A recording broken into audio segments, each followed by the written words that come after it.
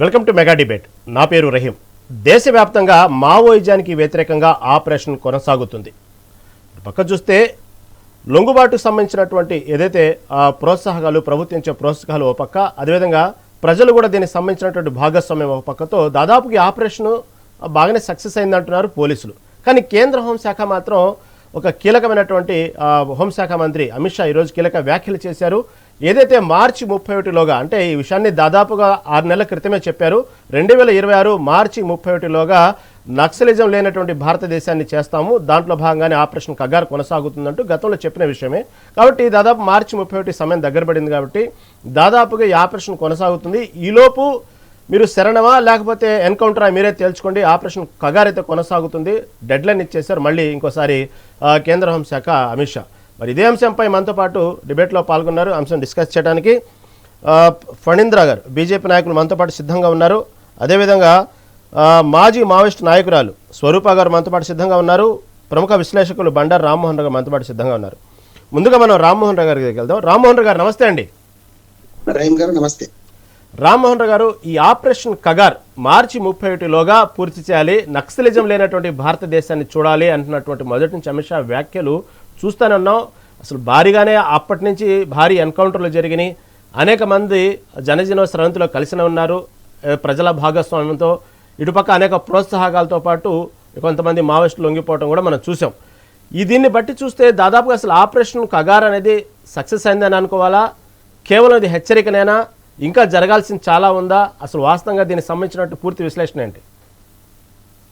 గారు, మీకు అట్లాగే బీజేపీ నాయకుడు ఫణీంద్ర గారికి, మనకు మావోయిస్ట్ పార్టీలో పనిచేసి నిజంగా వాళ్ళకి ఎన్నో కష్ట నష్టాలు వచ్చిన మన స్వరూప గారికి, అట్లాగే మెగా ప్రేక్షకులు నమస్కారం.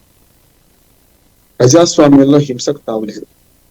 అది ఏ హింస అయినా సరే, మొదటిది మావోయిస్టు హింస కావచ్చు, మనకు వామపక్ష తీవ్రవాదం కావచ్చు, మత తీవ్రవాదం కావచ్చు. కానీ మత తీవ్రవాదాన్ని వామపక్ష తీవ్రవాదాన్ని ఒకే ఘాట కట్టడానికి వీలేదు.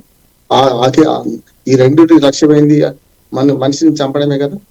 నేను ఏమంటున్నానంటే, మనిషిని చంపడం, అటు వ్యక్తి నిర్మూలన ద్వారా వ్యవస్థ మారదు. అది మనం అర్థం చేసుకోవాలి. ప్రజాస్వామ్యవాదులు ఎవరైనా సరే అర్థం చేసుకోవాల్సింది. ఎందుకంటే తెలంగాణలో మొత్తం మావోయిస్టు ప్రాంతాలు అన్ని కూడా తిరిగినవాడిని, దాంతో పాటు మనకు ఉద్యమం గురించి ఆస్వాదం తెలిసిన వాడిగా 50 సంవత్సరాల జర్నలిస్ట్ గా నా అనుభవాన్ని వచ్చే ప్రయత్నం చేస్తాను. ఆపరేషన్ కరెక్టా కాదా అని ఒకే ముక్కలు చెప్తాను, సాధ్యం కాదు. నేనేమంటున్నానంటే, భద్రతతో తీవ్రవాదం పిచ్చివాడి చేతిలో రాయి. అట్లాగే ఇది కూడా పుట్టినప్పుడు నక్సల్ ఉద్యమం పుట్టినప్పుడు భూమి కోసం, భుక్తి కోసం, విముక్తి కోసం ఆనాడు తెలంగాణ సాయుధ రైతాంగ పోరాటం మొదలు పెడితే మీరు ఏదైనా సరే ఒక ఆశయం కోసం చేసింది. కానీ దానిలో వ్యక్తి నిర్మూలన ద్వారా వ్యవస్థను మార్దామనుకున్న తప్పు ఎవరైనా సరే. రెండోది ఏంటంటే, దాంతో పాటు మీరు వ్యవస్థను మార్చాలి, కానీ బుల్లెట్ ద్వారా వ్యవస్థను మార్చలేము, రాజ్యాధికారాన్ని సాధించలేము. మీ దగ్గర 4 ఉంటే ప్రభుత్వం దగ్గర 4 లక్షలు ఉంటాయి బుల్లెట్స్. కనుక మీరు ప్రభుత్వాన్ని, రాజ్యం అంటే స్టేట్ ని ఎదిరించాలంటే ఈ సరిపోదు వ్యవస్థలో. ఆ విధానమే తప్పైనప్పుడు ఫలితాలు కూడా అట్లాగే వస్తాయి, చూస్తున్నాం మనం. గతంలో కొంచెం చదువుకున్న వాళ్ళు, చాలా వరకు మేధావులు అటువంటి వాళ్ళు పోయేవాళ్ళు, వాళ్ళు భావపరంగా వ్యాప్తి చేసేవాళ్ళు. కానీ తర్వాత లంపేం చేరిన తర్వాత స్వరూపగా లాంటి మంచివాళ్ళు ఉండొచ్చు, దాన్ని ఏంటంటే వ్యక్తిగత కక్షలకు వ్యక్తిగతంగా తీర్చుకునే క్రమం తయారైంది. దాంతోపాటు వ్యక్తి నిర్మూలన సిద్ధాంతం ఎప్పుడు పనికిరాదు ప్రజాస్వామ్యంలో. కనుక కన్నుకు కన్ను, పన్నుకు పన్ను అంటే లోకమంతా గుడిదైపోతుంది కదా. మరి దీనికి కారణాలు ఏమిటి? నేను ఏమంటున్నా, భద్రత తీవ్రవాదాన్ని పూర్తి ఖండిస్తాం, ఎవరైనా చేస్తారు. దీనికి మాత్రం శాంతి భద్రత సమస్యగా చూడాల్సిన బాధ్యత అంటున్నాను. ఇది ఒక ఆర్థిక సామాజిక సమస్యగా చూడాలి ఎప్పుడైనా సరే. ఇది చెప్తే కొంతవరకు ఉంటుండొచ్చు, కానీ నేనేమంటున్నానంటే, ఆర్థిక అసమానతలు పెరుగుతున్న క్రమంలో ఇవి వచ్చినాయి కదా. దీన్ని ఎట్లా చేయాలి? పరిష్కారము చంపడం పరిష్కారం అంటే వాళ్ళకి తప్పే, ప్రభుత్వం తప్పే అంటున్నా. ఈ రెండు చెక్కాలి. చంపడం పరిష్కారం ఎప్పుడు కాదు. ప్రజాస్వామీకరణ ఎట్లా చేయాలి, ఈ సమస్య లేకుండా ఎట్లా చేయాలి? మీరు 31 మార్చి కల్లా మావోయిస్టులు లేకుండా చేస్తారు. సమస్యలు అట్లే ఉంటే ఇంకొక రకం మావోయిస్టు ఉద్యమం ఇంకో రకంగా వస్తుంది అంటున్నాను. ఏదైతే ఇది పీపుల్స్ వార్ అయితే మావోయిస్ట్ అంటే ఇంకేదైనా సరే ప్రజలు తిరగబడతారు కదా అంటున్నాను. అందుకని వాళ్ళు 7% అభివృద్ధి రేటు సాధించిన క్రమంలో భారతదేశం అద్భుతంగా వెళ్ళిపోతుంది. దానిలో ఏం సమస్య లేదు. మన 16 ఆర్థిక సంఘం రిపోర్ట్ కానీ, ఆర్థిక సర్వే కానీ, అట్లాగే బడ్జెట్ కేటాయింపు పూర్తిగా నేను సమర్థిస్తున్నాను ఈ ప్రభుత్వాన్ని. ఒక రకంగా చెప్పాలంటే గత 12 ఏళ్లుగా చాలా ఆర్థిక అభివృద్ధి జరిగింది ఒకనాటి కాలం కంటే. కానీ ఆనాడు కాంగ్రెస్ ప్రభుత్వం అయినా సరే ఇవాళ బీజేపీ ప్రభుత్వం అయినా సరే ఈ వామపక్ష ఉద్యమాన్ని చూసే దృక్పథం మారతలేదు. పాలకుల తీరు మారదు, పార్టీలు మారుతాయి, సమస్య కాదు. ఆ దృక్పథం మారకపోతే, మానవీయ కోణం ప్రవేశపెట్టకపోతే ఏమైందంటే ఆపరేషన్ కాగాల ద్వారా తాత్కాలికంగా అయితే శరణమా అనే మాట ఉంది కదా, రణం చేస్తావా శరణమా అంటే ఇప్పుడు వాళ్ళు లొంగి ఉన్నారు కనుక ఆపరేషన్ కాగార్ అనే పేరు మీద పైనుంచి బాంబులు వేయడం, పైనుంచి చేయడం వల్ల కొన్ని లొంగి ఉండొచ్చు. కానీ అందరూ లొంగిపోయినా ప్రజల మనసులో ఇది ఆర్థిక అసమానతలు పెరిగే క్రమంలో ఉంటే ఇది ఎప్పుడో వస్తుంది, ఇంకో ఏదో రూపంలో బయటపడితే అంటున్నాను. మీరు రహీం గారు మీకు తెలుసు అంకుర్ అనే సినిమా వచ్చింది. అందులో చివరిలో లాస్ట్ అది ఏముంటది అంటే ఒక పిల్లవాడు అద్దాల మీద రాయి విసురుతాడు. ఎందుకు విసురుతాడు? మనం చెప్తుంటే ఏంటంటే ఇవాళ ఆర్థిక అసమానతలు భారతంలో ఒక 2 విషయాలు చెప్పి నేను అక్కడికి వస్తాను. ఇవాళ కేవలం 1% వ్యక్తుల దగ్గర 65% సంపద కేంద్రీకృతం. రెక్కల కష్టం మీద ఆధారపడే వాళ్ళకు దిక్కు దశ లేకుండా అవుతుంది. మనకు ఒకవైపు అన్నప్రాసులు, మరొక వైపు ఆకలి కేకలు కనపడుతున్నాయి కదా. కాకపోవచ్చు వాళ్ళు ఇథియోపియా లాగా కానీ కాకపోవచ్చు, మనకి ఆకలి కేకలు అంత కనపడకపోవచ్చు. కానీ రెక్కల కష్టం మీద ఆధారపడే వాళ్ళు అక్కడే ఉండి చాలా వరకు సంపద మొత్తం కేవలం 50% పేదల ఆధీనంలో కేవలం 5% సంపద ఉండి 1% దగ్గర 65% సంపద కేంద్రీకృతం అయితే విప్లవం రావంటారా? దాన్ని గమనించాలి. ఆర్థిక సామాజిక పరిస్థితులు మార్చకుండా ఏ పార్టీ అయినా సరే, నేను ఇవాళ బీజేపీ ఆపరేషన్ కాగారు చేస్తుందని వ్యతిరేకిస్తలేదు, కాంగ్రెస్ పార్టీ అంతకంటే దుర్మార్గం చేసింది చూసినాం మనం. కనుక ఈ 2 జాతీయ పార్టీలు గమనించాల్సింది ఏంటంటే రాజకీయ ఆర్థిక సమస్యలు చూడాలి తప్ప శాంతి భద్రతల సమస్యలు చూడొద్దు అంటున్నాను. అట్లాగే 31 మార్చి కల్లా మీరు ఎంతమందిని చెప్పినా మళ్ళీ కొత్త వాళ్ళు పుట్టుకొస్తూనే ఉంటారు, ఇవాళ కాకపోతే ఇంకోటి వస్తుంటారు. కానీ ఆనాటి పరిస్థితులు లేవని కూడా మావోయిస్టులు అర్థం చేసుకోవాలి. ఒకనాడు బ్లాక్ అండ్ వైట్ లో శత్రువు కనపడేవాడు. ఓ వ్యవసాయ కూలి, ఒక మన భూస్వామి, ఒక పెట్టుబడిదారు, ఒక పారిశ్రామికవేత్త, ఒక కార్మికుడు, ఇట్లా బ్లాక్ అండ్ వైట్ లో కనపడుతున్నారు. ఇవాళ కనపడిని చెయ్యి నాటకం ఆడిస్తుంది. సంపద మొత్తం కేంద్రీకృతమైన తర్వాత వీళ్ళంతా కూడా కార్పొరేట్ కల్చర్ వచ్చిన తర్వాత గతంలో డైరెక్ట్ గా బ్లాక్ అండ్ వైట్ లో శత్రువు కనపడరు. అట్లాగే సామాజిక పరిస్థితులు మారడం వల్ల మన భారతదేశంలో ఆర్థిక సామాజిక రంగం కూడా మారుతున్నది, మిడిల్ క్లాస్ పెరుగుతున్నారు. దాంతో ఏమైందంటే మీకు ఉద్యమానికి అవసరమైన ఊతం సమాజం నుంచి రాదు. అట్లాగే మీ మావోయిస్టులు చేసిన పెద్ద తప్పేం ఏంటంటే సమాజం నుంచి ఐసోలేట్ అయిపోయారు వాళ్ళు. ఎట్లా అయిపోయారు ఐసోలేట్ అంటే సమస్యల పట్ల పోరాటం చేసినప్పుడు ఓ రకంగా ఉంటది, ఆ పోరాటంలో భాగంగా అజ్ఞాతవాసానికి వెళ్ళిపోయి ఇప్పుడు కేవలం పోలీసులకు మావోయిస్టులకు పోరాటంగా అయిపోయింది. గత మధ్యలో ప్రజలు నలిగిపోయారు. చాలా సార్లు పీక్ లెవెల్లో పీపుల్స్ వారు కానీ దాదాపు 20 గ్రూపులు అయినాయి కదా, ప్రధాన జనశక్తి కానీ ఇవన్నీ ఉన్నప్పుడు పరిస్థితి ఏంటంటే మధ్యలో ప్రజలు నలిగిపోయారు. ఇటుపక్క అటుపక్క పోలీసుల ద్వారా చేసే హింస వల్లనేమో అదే పేద ప్రజలు నష్టపోయారు, అదే గిరిజనులు ఇన్ఫార్మర్లు అనే పేరు మీద వీళ్ళు అడ్డగోలు చంపుకుంటూ పోతే వీళ్ళు నష్టపోయారు. ఈ రెండు మనం చూస్తున్నాం కదా.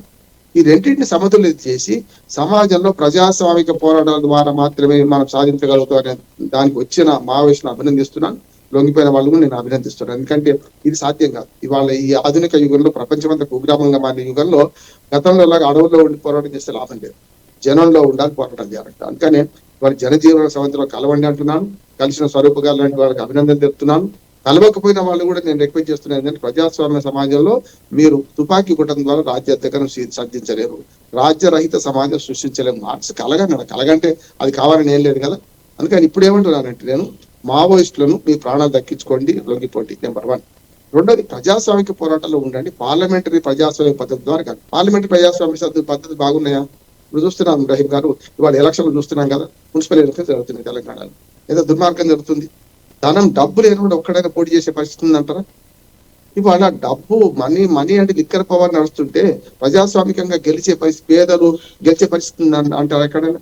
ప్రజాస్వామ్యం గెలిచే పరిస్థితి అంటారు? ఇవాళ కింది నుంచి పైదాకా పంచాయతీ మెంబర్ నుంచి మొదలుకొని పార్లమెంట్ మెంబర్ దాకా ఇవాళ డబ్బులున్న వాడు గెలుస్తుంటే మరి తిరుగుబాటు జరుగుతుంది. ఎప్పుడో ఎక్కడ తిరుగుబాటు అయింది కదా. స్ప్రింగ్ ని ఎంత కిందికి వచ్చితే పైకి లేస్తుంది స్ప్రింగ్ అంటున్నాను. అందుకని ఏమంటా అంటే ఈ ఆపరేషన్ కాగారు తాత్కాలిక పరిష్కారం కాదు, శాశ్వత పరిష్కారం కాదు. సామాజిక ఆర్థిక రాజకీయ పరిస్థితులు మార్చండి. రాజకీయాల్లో కానీ సమాజంలో కానీ ఆర్థిక రంగంలో కానీ మార్పు వచ్చి పేదవాడికి అంతిమ ఫలితాలు అందినప్పుడు మాత్రమే మావోయిస్టు మన ఉద్యమం నిర్మూలన జరుగుతుంది. ప్రజాస్వామ్యంలో వాళ్ళందరూ కలుస్తారు. కానీ ఇట్లా పైనుంచి పశువులు చంపినట్టు బాంబులు వేసి మన జంతువులు వేటాడినట్టు చేయడం వల్ల నష్టమే జరుగుతుంది. అది ఒక బీజేపీ కాదా, అంతకుముందు కాంగ్రెస్ పార్టీ ఇంతకంటే దుర్మార్గంగా ఎన్కౌంటర్లు చేసింది కాదంటలేదు. వీళ్ళని కనీసం అవకాశం ఇస్తున్నారు, అవకాశం ఇచ్చిందని మీరు జనజీవన కలవమంటున్నారు. దీన్ని అర్థం చేసుకోండి అంటున్నాను. ఇప్పుడు పార్టీ ఏదైనా సరే నా ఉద్దేశం ఏంటంటే ఈ ఎవరైతే ఈ మావోయిస్టు పార్టీ సిద్ధాంతాల పట్ల ఆకర్షించారో ఎవరండి? ఒకనాడు అగ్రవర్ణాల నుంచి పోయింది, వాళ్ళంతా పేదలు, గిరిజనులు, దళితులు పోతున్నారు. వాళ్ళందరూ వాళ్ళ త్యాగాన్ని కూడా అర్థం చేసుకోవాలి మనం. వాళ్ళ తల్లిదండ్రులు ఏ పరిస్తున్నారు, వాళ్ళ కుటుంబాలు ఎట్లా ఉన్నాయి, వాళ్ళు ఏం సాధించారు. అక్కడ కూడా మళ్ళీ అగ్రవర్ణాలకు మళ్ళీ దళిత వర్గాలకు పోటీ జరుగుతుంది. అక్కడ కూడా ఎవరున్నారు, మెయిన్ లీడర్లు ఎవరున్నారు మావోయిస్ట్ పార్టీలో కూడా. అవన్నీ చూస్తే మనకు అర్థమైంది ఏంటంటే ఇవాళ మావోయిస్టు పార్టీ కూడా ఇవాళ ఆర్థిక అసమానతలు, సామాజిక అసమానతలు పెంచి పోషించింది కనుకనే అక్కడి నుంచి బయటకు వస్తున్నారు చాలా మంది. అందులో నా ఉద్దేశం ఏంటంటే యువత బాగా బలైపోయినారు అంటున్నాను నేను. మంచి చదువుకున్న భవిష్యత్తు ఉన్న వాళ్ళు భవిష్యత్తు నాశనం చేసుకున్నారు. ఇప్పుడు ఒక మంచి అవకాశం ఏది, ప్రభుత్వం లొంగిపోమని చెప్పుకోవడం. లొంగిపోండి, జనజీవన సాధనలు కలవండి. మనం ప్రజా ఉద్యమాలను ప్రజా బాహుళ్యంలోకి వెళ్ళి జనంలో ఉండి చేద్దాం, వనంలో కాదు జనంలో ఉంటే మంచిదని నా ఉద్దేశం. గారు మంచి విశ్లేషణ ఇచ్చారు. మళ్ళీ లైన్లో ఉండండి, మళ్ళీ వస్తానండి మీ దగ్గరికి. ఫణీంద్ర గారు దాదాపుగా చూసుకుంటే ఈ ఆపరేషన్ కగారు ఏదైతే అమిత్ షా కీలక వ్యాఖ్యలు చేశారు, గతంలో కూడా చేశారు, లాస్ట్ ఇయర్ చేశారు, చాలా కావాల్సినంత సమయం ఇచ్చారు, అనేక బలగాల దగ్గర నుంచి భారీగా ప్రయత్నాలు చేసి అనేక మందిని మావోయిస్ట్ లీడర్స్ని ముట్టబెట్టారు. ఓవరాల్గా ఈ ఆపరేషన్ కగార్ అనేది సత్ఫలితాలు ఇచ్చాయంటారా, ఏమంటారు మీరు? ముందుగా పెద్దలు బండారు గారికి, అదే విధంగా సోదరి స్వరూప గారికి, అదే విధంగా కొత్త విధి విధానాలతోటి ముందుకు వస్తున్నటువంటి మన మెగా 9 టీవీ ప్రజల్లో చైతన్యం కల్పిస్తున్నటువంటి కొత్త క్వాలిటీస్ తోటి రహీం గారికి, మొత్తం అందరికీ కూడా నమస్కారం తెలియజేస్తున్నాను. ఈ రోజు ఒక మంచి టాపిక్ తో మళ్ళీ వస్తున్నాం. అందుకే నేను కూడా ఒక ప్రయాణంలో ఇప్పుడే నేను ఒక ట్రైబల్ ఏరియా నుంచి వస్తూ కూడా ఎప్పుడైతే మన యొక్క డిబేట్ అనేది ఉందో వెంటనే ఆపి ఇక్కడ మాట్లాడడం అనేది జరుగుతుంది. చాలా చక్కటి టాపిక్. ఈ ఆపరేషన్ కగార్ అనేది ఇది నిజంగా ఒకప్పుడు బ్రిటిష్ పరిపాలన, నిరంకుశత్వ పాలన నుంచి, తర్వాత రాజుగారి ప్రభుత్వ పాలన నుంచి ఎంతో మంది ప్రజలు నిరంకుశత్వంలో బానిసలైనటువంటి యొక్క ప్రజల కోసం ఎన్నో సాయుధ దళాలతోటి పోరాటాలు చేసినటువంటి మావోయిస్టులు ఈ రోజున ఎంతో మంది, ఈ రోజు నక్సలిజంలో ఎంతో మంది చైతన్యవంతుల్లో చదువుకున్న వాళ్ళందరూ కూడా ఒక నక్సలిజంలోకి వచ్చి ప్రజలని రక్షించే విధంగా, నిరంకుశత్వ పాలనని అణగగొట్టే విధంగా ఈ రోజు వాళ్ళు ఎంతో మంది వాళ్ళ ప్రాణాలను వదిలి, వాళ్ళ జీవితాలను వదిలి ఈ రోజున ఎంతో మంది యొక్క ప్రజల్ని తీసుకొచ్చినటువంటి పరిస్థితి మనం చూస్తున్నాం. గ్రామీణ ప్రాంతాల్లో కానీ, ట్రైబల్ ఏరియాస్ లో కానీ, ముఖ్యంగా పేద బడుగు బలహీన వర్గాల్లో ఉన్నటువంటి ప్రజల్ని చైతన్యవంతులు చేయడం అనేది జరిగింది. అది గతంలో ఉన్నటువంటి పరిస్థితి. కానీ రాను మారుతున్నటువంటి టెక్నాలజీ, మారుతున్నటువంటి పారిశ్రామిక వ్యవస్థ, మారుతున్నటువంటి విద్యా వ్యవస్థలు, మారుతున్నటువంటి మౌలిక సదుపాయాలు రాష్ట్రాల్లో గాని, కేంద్రాల్లో గాని, ఒక భారతదేశం ఈ రోజున ప్రపంచంలోనే ఒక ఎంతో ఉన్నతమైనటువంటి స్థానానికి వెళ్తున్నటువంటి తరుణంలో ప్రజల్లో ఒక అవగాహన రావాల్సిన పరిస్థితి ఉంది. ప్రజల యొక్క మేలు కోరేటువంటి అవకాశం ఉంది.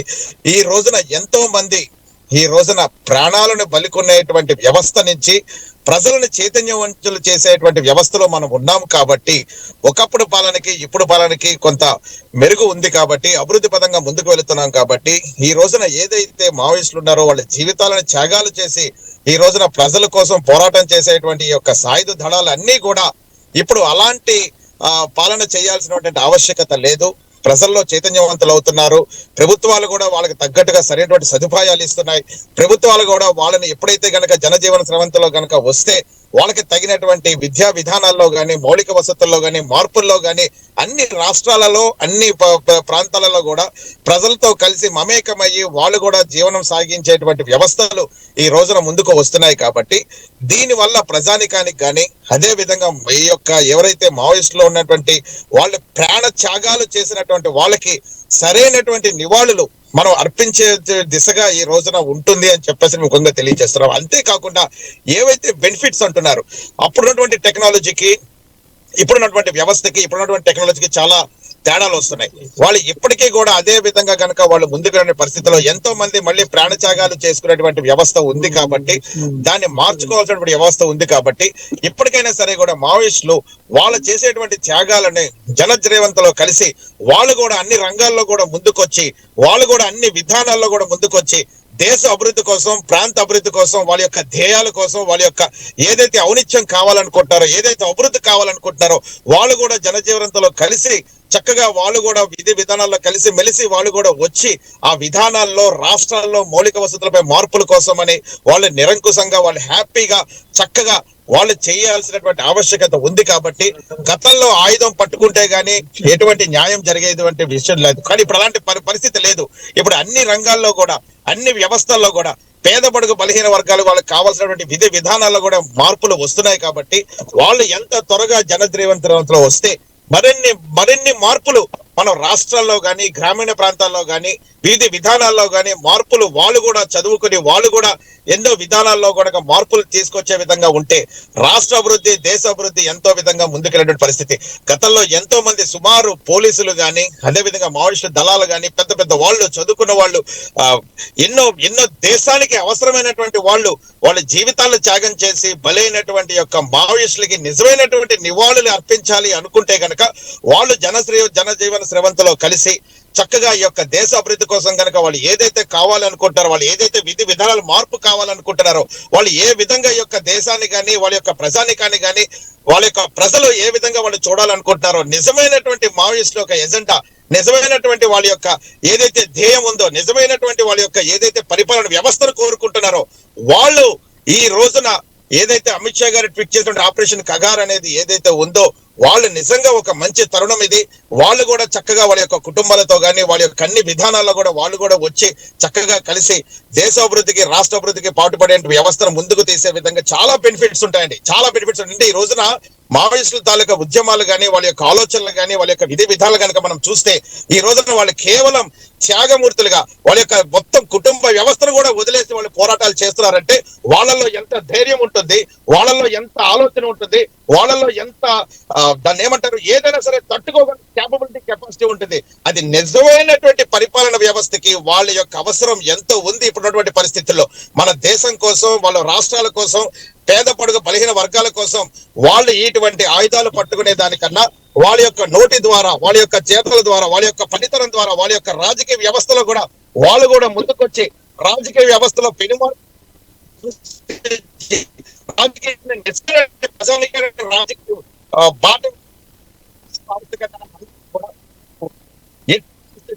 మావోయిస్టులు ఎప్పటికైనా సరే వాళ్ళ యొక్క ధ్యేయాన్ని ఆలోచన చేసి ప్రజల్లో కలిసి మరింత పాలనా విధంగా ముందుకు వెళితే కనుక 100% బాగుంటుంది. దీనివల్ల చాలా చాలా చాలా రాష్ట్రాలకి దేశాలకి చాలా ఉపయోగపడే విధంగా వాళ్ళ యొక్క ఆలోచన చాలా అవసరం. కాబట్టి వాళ్ళు ఎంత తొందరగా ప్రజానికాల్లోకి వస్తే ఎంత తొందరగా ప్రజలతో మమేకమైతే ఎంత తొందరగా ప్రజల్లో కనుక నిజమైనటువంటి వ్యవస్థని నెలకొల్పితే ఈ రోజున రాష్ట్రం గాని ప్రజలు గాని అందరూ కూడా చాలా సుభిక్షంగా ఉంటారు. ఈ రోజున నిజంగా ఎంతో మంది పాపం చనిపోతూ ఉంటే చాలా బాధ అనిపిస్తుంటది. మంచి మంచి నాయకులు చనిపోతున్నారు. ఒకప్పుడు నిజమైనటువంటి నిరంకుశత్రుని మావోయిస్టు నాయకులు చనిపోతున్నారు. అంటే వాళ్ళలో కూడా ఒక ఆలోచన అనేది ఉంది, వాళ్ళలో కూడా ఒక వ్యవస్థీకరణ ఉంది, వాళ్ళలో కూడా ఒక పరిపక్వత ఉంది, వాళ్ళలో కూడా ప్రజల మీద ఒక సింపథైజర్ ఉంది. కాబట్టి సరైనటువంటి పాలన నిజంగా కనుక వాళ్ళు కోరుకుంటే సరైనటువంటి వ్యవస్థను కోరుకుంటే ఈ దేశాల్లో గానీ వాళ్ళ యొక్క రాష్ట్రాల్లో గానీ వాళ్ళ సరైన వ్యవస్థను కోరుకుంటే వాళ్ళు చక్కగా ప్రజల్లో మమేకమైతేనే నిజమైనటువంటి మావోయిస్టులకి మనం త్యాగమూర్తులకి మనం జోహార్లు అర్పించిన వాళ్ళు అవుతామని చెప్పేసి వాళ్ళు ఆలోచన పెరగాలి. ఎందుకంటే ఇప్పుడు కొత్త టెక్నాలజీస్ వచ్చేసాయండి, ఇప్పుడు కొత్త వ్యవస్థీకరణ వచ్చేసింది, కొత్త విధానాలు వచ్చేసాయి. ఇప్పుడు వాళ్ళు అడవి బాట పట్టినంత మాత్రాన వాళ్ళ నిజమైనటువంటి ధ్యేయంగా మనం అనుకోకూడదు. వాళ్ళలో ఎంతో మంది నిజంగా అమాయకులు కొంతమంది ఉన్నారు, తెలియని వ్యవస్థలో కొంతమంది కొంతమంది కొన్ని రకాల వాళ్ళలో అందులో ఆ యొక్క గ్రూపుల్లో జాయిన్ అయ్యి వాళ్ళ కుటుంబానికి దూరం అయ్యి ప్రాణాలు బలికొని ఎందుకు పనికిరాని వాళ్ళగా వాళ్ళు కలిసిపోతూ ఉంటే చాలా బాధకరమైన వ్యవస్థలు ఈ రోజున మనం చూస్తున్నాం. చాలా బాధ అనిపిస్తూ ఉంటుంది. వాళ్ళ ఆలోచనల సరళిని సరైనటువంటి విధానాల్లో సరైనటువంటి వ్యవస్థలో సరైనటువంటి పరిపక్వత కలిగినటువంటి విధానాల్లో పరిపాలన వ్యవస్థలో నిజంగా గనక వాళ్ళు కనుక మార్పు కావాలని కోరుకుంటే గనక జనజీవన స్రవంతిలో కలిసి, ఎందుకంటే వాళ్ళకి ప్రశ్నించే హక్కు వాళ్ళకు ఉంటుంది, ప్రశ్నించే ధైర్యం వాళ్ళకు ఉంటుంది, ప్రశ్నించే దమ్ము వాళ్ళకు ఉంటుంది. ఇప్పుడు ప్రశ్నించితేనే ప్రజానీకం అనేది మారుతుంది. కాబట్టి ఈ ఆయుధాలన్నీ వదిలేసి ప్రజలతో కలిసి వాళ్ళల్లో కూడా రాజకీయంలోకి రావాలా, రాజకీయ వ్యవస్థను మార్చాలా, రాజకీయ పునర్వ్యవస్థీకరణ చేయాలా, రాజకీయ అభివృద్ధి జరగాల, రాజకీయ గ్రామీణ అభివృద్ధి జరగాల. కింద స్థాయి గ్రామీణాల దగ్గర నుంచి పై స్థాయిలో ఉన్నటువంటి వ్యవస్థలు సరైనటువంటి వ్యవస్థలో పని చేయాలంటే వాళ్ళు జనజీవన స్రవంతిలో వస్తేనే ఈ రోజున దేశానికి వాళ్ళ యొక్క అవసరం చాలా ఇంపార్టెంట్. మనలో మనం ఒకళ్ళు చంపుకుని ఒకళ్ళు వ్యవస్థకుని మనం అవుతూ ఉంటే ఈ దేశం ముందుకు వెళ్ళడానికన్నా కూడా వెనక్కి వెళ్ళేటువంటి పరిస్థితి ఉంటుంది. కాబట్టి ఈ దేశ సంక్షేమం కోసం, దేశ సుభిక్షం కోసం, ప్రజల యొక్క ఆవశ్యకత కోసం, ప్రజల యొక్క అవసరాల కోసం, ప్రజల యొక్క పరిపాలన కోసం, ప్రజల యొక్క నిరంకుశత పాలన నుంచి నిజమైనటువంటి దేశ అభివృద్ధి కోసం వాళ్ళు పోరాటం ఎంతో అవసరం కాబట్టి ఈ రోజున మావోయిస్టుల ఆపరేషన్ కగారు ఏదైతే ఉందో వాళ్ళు జనజీవనంలో రావడం అనేది చాలా మంచి తరుణం అని, ఇది కేవలం కొంతవరకు ఇచ్చినటువంటి గడువే కాబట్టి రానున్న రోజుల్లో మన దేశ అభివృద్ధి వీళ్ళ యొక్క మార్పుతోటి మరింత అభివృద్ధి చెందే విధంగా మనం ఉంటామని చెప్పేసి ఆశిస్తున్నాం. రైట్ ఫణీందర్ గారు, మళ్ళీ మీ దగ్గరకు వస్తానండి, సమయం చాలా ఉంది. మాజీ మావోయిస్టు నాయకురాలు మనతో పాటు సిద్ధంగా ఉన్నారు చర్చించడానికి. స్వరూప గారు నమస్తే అండి. నమస్తే. స్వరూప గారు, ఏదైతే ఆపరేషన్ కగార్ అనేది ఎంతవరకు హేతుబద్ధకం, ఇది వాస్తవంగా ఆపరేషన్ కగార్తో మావోయిస్టుల ఉనికినే లేకుండా చేసేటువంటి అవకాశం ఉందంటారా? అసలు ఆపరేషన్ కగారు ఒక ఉద్దేశం మంచిదంటారా? ఏమంటారు మీకున్న అనుభవాన్ని బట్టి? ఆపరేషన్ కగారు అనేది మోడీ అమిత్ షా గారు ఏదైతే మార్చి 1 డెడ్ లైన్ ఏదైతే పెట్టారో, అంటే మావోయిస్టులనే మొత్తం అసలు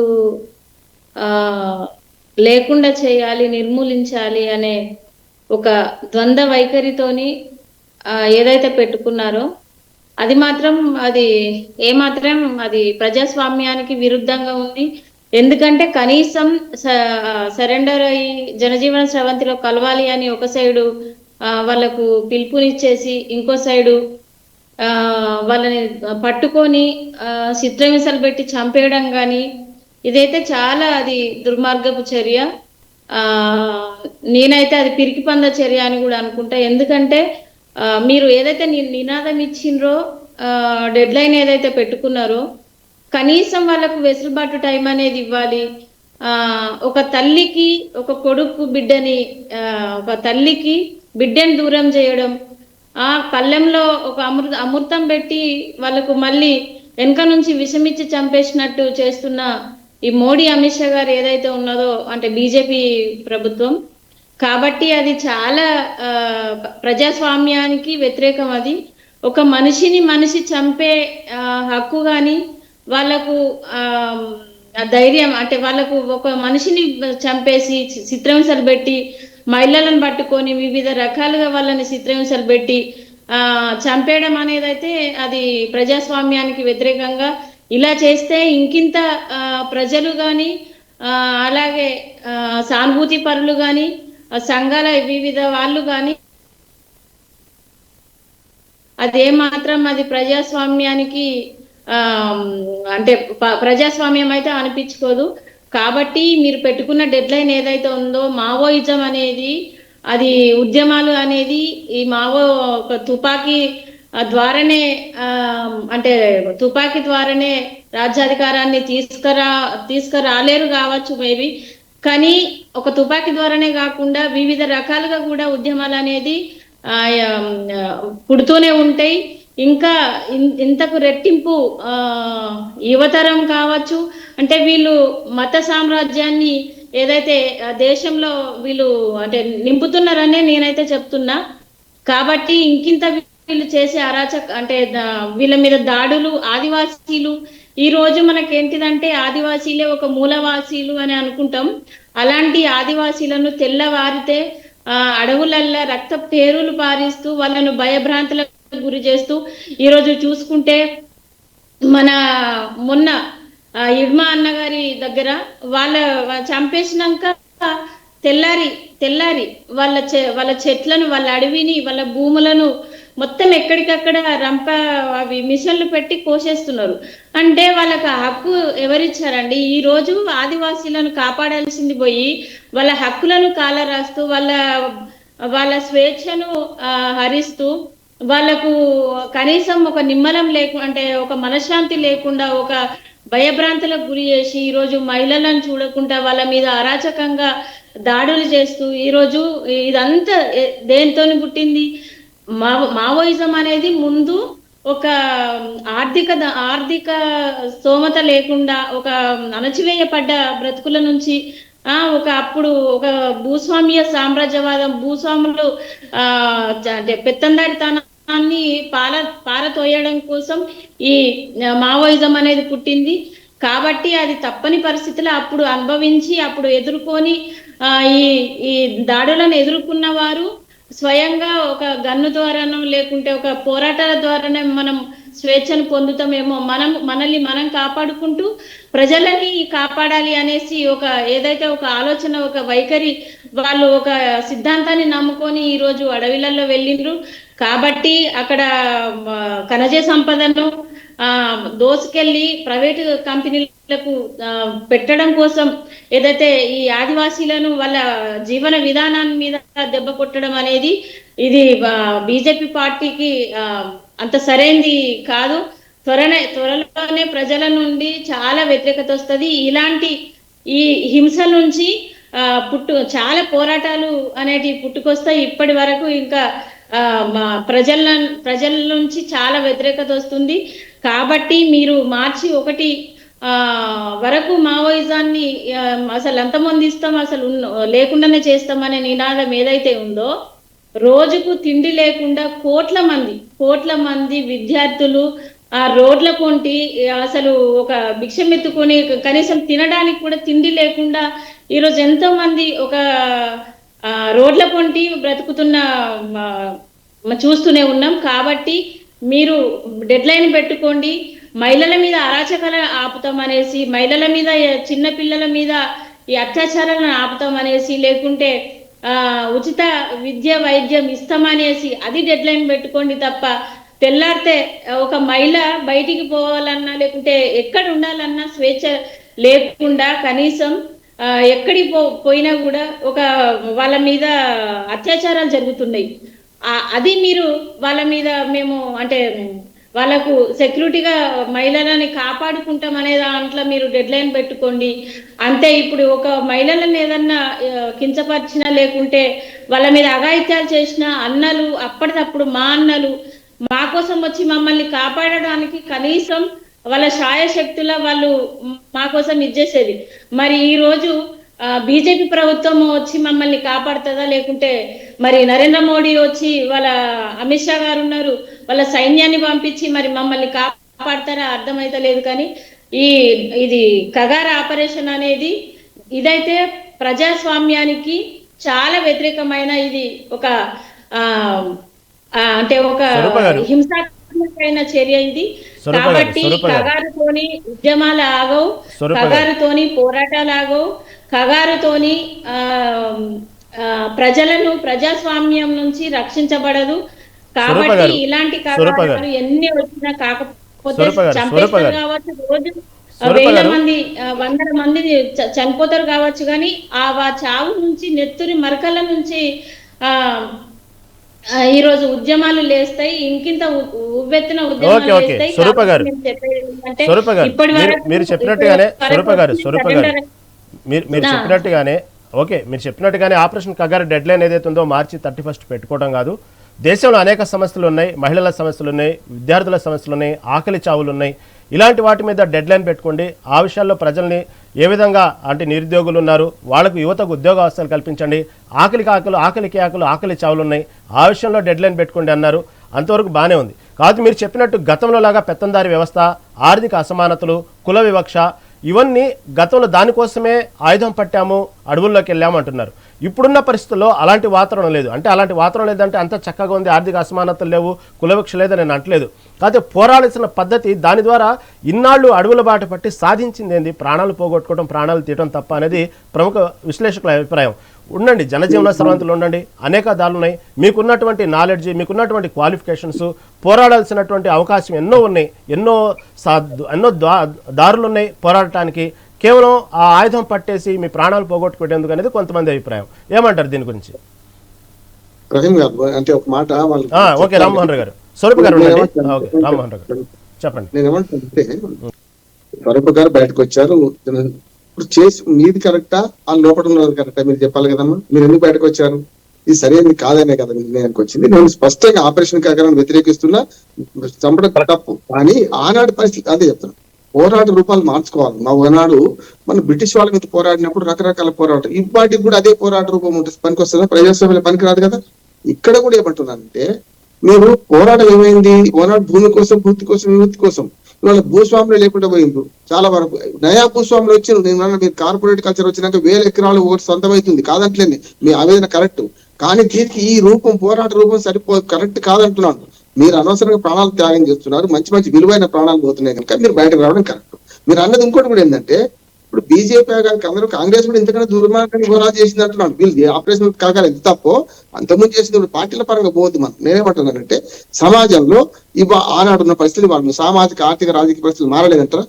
ఒకనాడు ఓంకార్ గారు తెలుసు మీకు, సిపిఎం ఓంకార్ గారు, ఒకనాడు మనకు గుమ్మడి నర్సయ్య గారు ఆ రూపం విడిచిపెట్టే ప్రజాస్వామ్య సమస్యలు. ఇవాళ సీతక్క గారు మంచి ఉదాహరణ కదా మనకు. సీతక్క గారు ఇవాళ మంత్రి అయింది మనకు. అంటే నేను ఏమంటా అంటే ఇక్కడ అంత చక్కగా ఉందని నేను అంటలేను. ఇక్కడ చాలా లోపాలు ఉన్నాయి. అది బీజేపీ ఇంకెవరు చేసినా పెట్టుబడిదారు లక్షణం. పార్టీలు కూడా ఏం లేవు, పార్టీలు కూడా వీళ్ళు బందీలే. వీళ్ళందరిలో కార్పొరేట్ కల్చర్ వీళ్ళు బందీలే అంటున్నాడు. నేను చెప్పాను కదా, ఒకనాడు భూస్వామి రైతు కనపడేవాడు, అంటే బ్లాక్ అండ్ వైట్ లో కనపడేవాడు. అట్లానే ఒక రైతు కూలి లేకపోతే ఇంకొక పారిశ్రామికవేత్త కనపడేవాడు. కానీ ఇప్పుడు కనపడని చెయ్యి నాటకం ఆడిస్తుంది. ప్రపంచం మొత్తం వల్ల కుగ్రామం మారిపోయినాక ఆర్థిక అసమానతలు పెరుగుతున్న క్రమంలో నేను స్పష్టంగా మీ అందరూ ఒప్పుకుంటున్నాను. కానీ ఇది మార్గం ఇది కాదు కదా అంటున్నాను. ఇప్పుడు మీరు ఇంకా తుపాకీ కొట్టిన ద్వారా తెస్తామనుకుంటే దాన్ని ఎవరేం చేయలేరు. తుపాకీ కొట్టి విడిచిపెట్టి ప్రజాస్వామ్య జీవన కలిసినాక కూడా రాజకీయాల్లో లోపాలు ఉన్నాయి. ఇవాళ సామాన్యుడు ఎన్నికే పరిస్థితి లేదు, డబ్బు దశకం లేకుండా మామూలు వచ్చే పరిస్థితి లేదు. కానీ ఇది మార్చాలంటే ఎవరి చైతన్యం చేయాలంటున్నా. ఇప్పుడు మీరు మొన్నటి దాకా పోటీ ఏంది? ఇప్పుడు మావోయిస్టులను పోలీసులు చంపడు, పోలీసు వాళ్ళు మావోయిస్టులు చంపడు, అంతే కదా. మీరు బయట ప్రజా ఉద్యమాలు ఎక్కడ నిర్మించారు? ఇప్పుడు గత 20 ఏళ్ళగా చూస్తే ప్రజా ఉద్యమాలు ఉన్నాయి ఎక్కడన్నా? ఎంతసేపు మీరు సెల్ఫ్ డిఫెన్స్, మీరు వాళ్ళేమో అప్పర్ హ్యాండ్ వాళ్ళు. అందుకని గద్దర్ ఒక పాట రాసి ఉంటుంది, ఒట్టకూటి కోసం పోలీసు అయ్యావా అని అన్నాడు. పోలీసులు కూడా పోలీసులు మీరు చంపుతున్నారు, మిమ్మల్ని పోలీసులు చంపారు. ఎవరు చచ్చిపోతున్నారు? ఎవరి రక్షణ ఇస్తున్నారు? మీ ఉద్యమం కానీ, అటు పొట్టకూటి కోసం ఉద్యోగం చేసే పోలీసులు కానీ ఎవరి రక్షణ చేస్తున్నారు? దుర్మార్గంగా ఉన్న కార్పొరేట్ కల్చర్ వాళ్ళకు చేస్తున్నారు. రాజకీయాలు కూడా అందులో భాగమే కావచ్చు. రాజకీయాలు అందులో విషవలేలు చిక్కుకున్నాయి రాజకీయ పట్టాన్ని కూడా. కానీ మీరు ఏం చేస్తారంటే ఒక పార్టీని వ్యతిరేకించో, ఒక పార్టీని సమర్థించడం వల్ల ఏమవుతుందంటే, ఇప్పుడున్న ప్రభుత్వం ఏదైతే చేద్దాం అనుకున్న దాన్ని మనం చేయనట్టు అవుతుంది కదా. నేను బీజేపీకి సమర్థిస్తున్నానమ్మా. రాజకీయ విధానాలు వేరుగా ఉంటుండొచ్చు, దానికి ఇద్దాం. ఈ ఆపరేషన్ కగారండి చంపడం కరెక్ట్ కాదు. మీరు చంపడం ఎంత కరెక్ట్ కాదు, వాడు చంపడం అంతే కరెక్ట్ కాదు అంటున్నాను నేను. ఇప్పుడు మీరు ఇన్ఫార్మర్ పేరు మీద మన గిరిజనం చంపలేదా? ఎక్కడికక్కడ చెండాడలేదా? మీరు కూడా నాశనం. నేనేమంటున్నానంటే, ఇప్పుడు ధ్వంసుంటా మీరు అదే చేసి మాట అదే చేస్తే మధ్యన నలిపోయిన ఎవరు? నేను 50 ఏళ్ళ జర్నలిస్ట్ గా ఇటువంటి కథనాలను రాసిన. మీరు ఏం చేస్తున్నారంటే దానికి వ్యతిరేకంగా మీరు చేస్తున్నారంటూ. ఎప్పుడు కూడా ఒక్కటి మాత్రం నిజం ఏంటంటే, ప్రజలు ప్రైవేట్ హింస కంటే మన ఏమంటుందని ప్రభుత్వ హింస తప్పు. ఎప్పుడు కూడా ప్రభుత్వ హింస చేయొద్దు. మన పిల్లలు మనం చంపుకోవద్దు, అది మొదటి నుంచి అంటున్నాను. ఎందుకంటే ఇప్పుడు మనకు మతతత్వ తీవ్రవాదంలో మన దేశస్తులు కాదు ఆపరేషన్ సింధును సమర్థిస్తాం, కానీ మన ప్రజల మీదనే మన ప్రజలను చంపుకోవడానికి సైన్యాన్ని ఉపయోగించుకుంటే తప్పు అంటున్నాను నేను. పోలీసులు ఉపయోగించి తప్పు అంటున్నాను. మానసికంగా మార్పు రావాలి, సామాజిక ఆర్థిక పరిస్థితులు మార్పు రావాలి. ఆనాటి పరిస్థితులు ఇవాళ లేవు కనుక మీకు మద్దతు, ఇప్పుడు ప్రజల మద్దతు లేకుండా మనం జనంలో ఉండకుండా వనాల్లోకి వెళ్తే ఏమైంది? ప్రజలు ఒక్కరు మనం బయటకు రానిచ్చిందా? ఎందుకు రానిస్తారు? మీరు వనంలో ఉంటారు, వాళ్ళేమో జనంలో ఉంటారు. దొంగలేమో జనంలో ఉంటున్నారు, మంచి వాళ్ళు వనంలో ఉంటున్నారు. ఎట్లా సాధ్యమంటున్నాను నేను. అంటే దీన్ని అర్థం చేసుకోకుండా ఇంకా పాత పద్ధతులు, పాత వడికట్టు పదాలతో మాట్లాడితే, రంగనాయకమ్మ గారు నేను కలిసి పనిచేసినాం. కమ్యూనిస్టులు చేసే పెద్ద పొరపాటు ఏంటంటే, మీరు ఎవరికి అర్థం కాసి మాట్లాడుతున్నారు. ఒక స్లోగన్ చూడండి, ఒక స్లోగన్ చూస్తే ఒక చాంతాడంత పొడుగు ఉంటుంది. ఎవరికి అర్థమవుతుంది? వాళ్ళేమో కట్టే కొట్టే తెచ్చినట్టు మాట్లాడాలి, గంద ఇంకోటి ఏం లేదమ్మా. ఇంకా మీరు ఈ ప్రభుత్వం వ్యతిరేకంగా మీరు ఎంత పోరాడినా తుపాకీ కొట్టడం ద్వారా మన రాజ్యాధికారం సిద్ధించదు. అది ఓల్డ్ డేటెడ్ అవగాహన. ఇవాళ మీరు చేయాల్సిందని ప్రజాస్వామిక భావనను పెట్టండి, ప్రజల నుంచి మీరు మద్దతు కూడా కట్టండి, దానికి అవసరమైన ప్రజాస్వామ్యవాదులను కలుపుకోండి. ఇంకొకటి చెప్తాను, ఒకటే మాట నేనేమంటే మనం కొంచెము మీరు ఇంకోటి కూడా చెప్తున్నాను నేను. ఎందుకంటే మీరు ఏదైతే అర్బన్ నక్సలైట్ల మాట వస్తున్నది, ఎవరైతే మీరు మద్దతు ఇస్తున్నారో వాళ్ళందరూ కూడా వాళ్ళ కుటుంబాలు సేఫ్ గా ఉన్నాయి, వాళ్ళ పిల్లలు అమెరికా చదివించుకుంటున్నారు, వాళ్ళందరూ కూడా చాలా సేఫ్ గా ఉంటున్నారు. వ్యక్తుల పేర్లు చెప్పను. వాళ్ళందరూ కూడా మిమ్మల్ని తోసి ముందరికి పోయి దళితులు పేదలేమో నక్సలైట్లకు పోమంటున్నారు, వాళ్ళ పిల్లలు మాత్రం ఎక్కడో చదువుకోవాలి. ఇదేంటి వాళ్ళు చేస్తున్న న్యాయం ఏంది అంటున్నాను. వాళ్ళని దిగమనండి. ఇవాళ ఏదైతే ప్రొఫెసర్లు మాట్లాడుతున్నారు కదా, వీళ్ళందరూ కూడా నేను అట్లా కాదు, నేను మద్దతు ఇచ్చిన వాడిని నేను ఏమంటున్నాను అట్లా కాదు. వీళ్ళందరూ తమ జీవితాలు చక్కగా ఉండాలి, ప్రభుత్వ ఉద్యోగ జీతాలు సరిగ్గా ఉండాలి, పెన్షన్లు రావాలి, అన్ని ఉండాలి. వాళ్ళ పిల్లలు మాత్రం ఎక్కడ, వాళ్ళ పిల్లలు అంటే భగత్ సింగులు మన ఇంట్లో ఉంటుందని అనుకుంటలేరు, గాంధీ మాత్రం మన ఇంట్లో కాదు. మీరు మావోయిస్టులకు మారాలి అంటున్నారు. మిమ్మల్ని ప్రోత్సహించేవాడు కూడా మారాలి. వాళ్ళందరూ మిమ్మల్ని ప్రోత్సహిస్తున్నారు, ఈ మాటలు మాట్లాడుతున్నారు. వాళ్ళేమో వాళ్ళు సేఫ్ గా ఉంటున్నారు. వాళ్ళని కూడా గమనించండి మీరు. వాళ్ళు ఎందుకు రాదు? వాళ్ళ పిల్లలు ఎందుకు ఉద్యమాలు రాదు? ఎందుకు వస్తలేదు? దళితులు పేదల ఉద్యమాలు ఎందుకు వస్తున్నది? కానీ దయచేసి గమనించండి, కొంచెం ఈ చర్చను కూల్ చేద్దాం. నేను ఇప్పుడు ఏమంటున్నానంటే మీ మార్గం కరెక్ట్, మీరు లొంగిపోయారు, మీ మార్గంలోకి వచ్చాను. దానిలో ఆపరేషన్ కాక నేను వ్యతిరేకిస్తున్నాను. కానీ అది మార్గం కాదు వాళ్ళకి చెప్పుకుంటే మళ్ళీ అదే మార్గంలో మళ్ళీ మీరు పోతామంటే ఇంకెవరు చెప్పలేరు. అందుకని మారాలి తప్పనిసరి. జనజీవన కలవండి. ఇప్పుడున్న వ్యవస్థలో ప్రజలను మమేకం చేసుకుని ప్రజలతో పోరాటం మేము అందరికీ కలిసి వస్తామంటున్నాం కదా. అటు బీజేపీ ఫణీంద్ర గారు కానీ నాలాంటి వాడు కానీ వాళ్ళ అందరు కలిసి వస్తామంటాం కదా. అది విడిచిపెట్టి మళ్ళీ ఇదే మాట్లాడాం అనుకోండి, మళ్ళీ మొదటి వస్తాం. ఫణీంద్ర గారు ఓకే, స్వరూప్ గారు మాట్లాడిన ప్రయత్నిస్తున్నారు. ముందు ఫణీంద్ర గారు మీరు ఏదో మాట్లాడాలనుకుంటున్నారు. వాస్తవంగా ఇప్పటికీ చూసుకుంటే ఆపరేషన్ కగారులో దాదాపుగా ముఖ్యమైన నాయకులందరినీ కూడా ఎన్కౌంటర్ రూపంలోనో ఇటు పక్క జనజీవన కలవటం జరిగింది.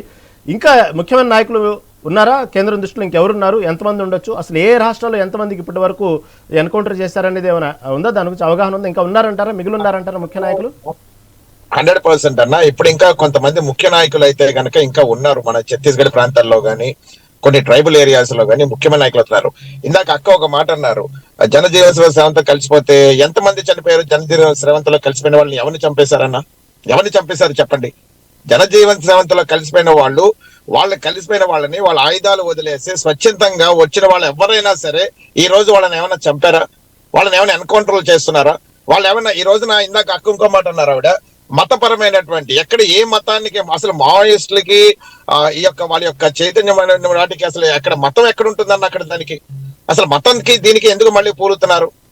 ఇప్పుడు వాళ్ళు గతంలో ఇప్పుడు ఇందాక పెద్దలు ఆయన ఎంత చక్కగా బండారు గారు చెప్పారో ఈ రోజులో కూడా ఈ వ్యవస్థ ఎంత చక్కగా మరిని వాళ్ళందరూ కూడా ఎంతమంది రాజకీయాల్లోకి రాలేదు?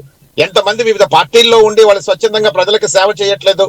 ఎంతమంది అనేక రకాలుగా వాళ్ళ ప్రజలకు ఈ రోజు నేను చెప్తున్నానన్నా, నాకు తెలిసిన ట్రైబుల్ మా ఏరియాకి సంబంధించిన ట్రైబుల్ అరకు, పాడేరు, ఈ యొక్క మాడుగుల్లో ఉన్నటువంటి ఎంతో మంది ఈ యొక్క నక్సలిజంలో మావోయిస్టులో ఉన్న వాళ్ళు స్వచ్ఛందంగా చిన్న వాళ్ళు కూడా బయటకు వచ్చి చక్కగా వాళ్ళు ఎంతో అభివృద్ధి చెందుతున్న పరిస్థితులు మేము చూస్తున్నాం. ఎన్నో రకాలుగా వాళ్ళు అభివృద్ధి చెందుతున్నారు. వాళ్ళ యొక్క ఏదైతే వాళ్ళ ప్రజా గొంతుకుందో వాళ్ళు ప్రజా విధానాల్లో ఆ గొంతుని కలిపి చక్కగా అభివృద్ధి కోసం ఈ రోజున మీరు అరకు గానీ పాడేరు గానీ ఈ యొక్క ట్రైబల్ ఏరియాస్ లో ఏవైతే భద్రాచలం దగ్గర ఏరియా ట్రైబల్స్ లో చూడండి ఎంత డెవలప్మెంట్ అవుతున్నారు. ఫణీంద్ర గారు మీ మాటకు అడ్డం వస్తున్నాను. ఫణీంద్ర గారు యాక్చువల్ గా స్వరూప గారు చెప్పేది ఏంటంటే, ఓకే జనజీవన స్రవంతిలో కలిసిన వాళ్ళని ఎవరిని కూడా జనజీవన స్రవంతి కలిసిన ఎవరిని కూడా మీరు ఎన్కౌంటర్ చేసో లేకపోతే వాళ్ళని బాధ పెట్టిన సందర్భాలు కాదు.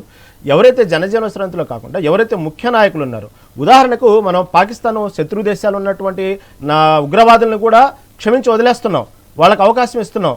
ఆ ఆపరేషన్ కగార్ సంబంధించిన విషయంలో ఎందుకు మన దేశంలో ఉన్నటువంటి మన భారత బిడ్డల్ని మనం మాట్లాడే అవకాశాన్ని, చెప్పుకునే అవకాశం లేకుండా ఈ దొంగ ఎన్కౌంటర్ ఎందుకు చేస్తున్నారు, ఫేక్ ఎన్కౌంటర్ ఎందుకు చేస్తున్నారు అనేది ఇక్కడ ప్రధాన సమస్య. వాళ్ళకి అవకాశం ఇవ్వాలి కదా, మాట్లాడే అవకాశం ఇవ్వాలి కదా. ఓ పక్క ఆపరేషన్ సంబంధించిన కగార్లో ఆపరేషన్ సింధూర్ విషయంలో మనం చూసాం, సీజ్ ఫైర్ విషయంలో అవకాశం ఇచ్చాం వాళ్ళకు. కానీ ఎక్కడో ఉన్నటువంటి శత్రు దేశాల పాకిస్తాన్ వాళ్ళకి మనం అవకాశం ఇస్తున్నప్పుడు మన భారతీయులండి మన ప్రజా సమస్యల మీద పోరాడేటువంటి మన అడవి బిడ్డల్ని ఎంతోమంది చైతన్యం తీసుకొస్తున్నట్టు వాళ్ళని ఏదో ఆ పరిస్థితులను బట్టి వాళ్ళు ఆయుధం పట్టారు, వాళ్ళు మార్పులు తీసుకురావడం అనుకూల కనీసం వాళ్ళు చర్చించే అవకాశం ఎందుకు ఇవ్వట్లేదు అనేది ఇక్కడ ప్రధాన సమస్య అండి. సరే, స్వరూప గారు మాట్లాడుతున్నారు, తర్వాత మళ్ళీ వస్తాను ఫణీంద్ర మీ దగ్గరికి. స్వరూప గారు చెప్పండి. నేను ఏమన్నా అంటే హింస అనేది ఇప్పుడు కనబడుతుంది కదా. ఇప్పుడు పట్టుకొని చంపేయడం అంటే విషం కాదు అది. అంటే ఒక అంటే ఒక వైఖరిని మనం సపోర్ట్ చేసినట్టే కదా. పట్టుకొని గాని కాల్చి గాని వాళ్ళని చంపే అధికారం ఎవరిచ్చారు? వాళ్ళకి టైం ఇవ్వాలి, వారిని జనజీవన స్రవంతిలో కలవడానికి కనీసం వెసులుబాటు ఇవ్వాలి.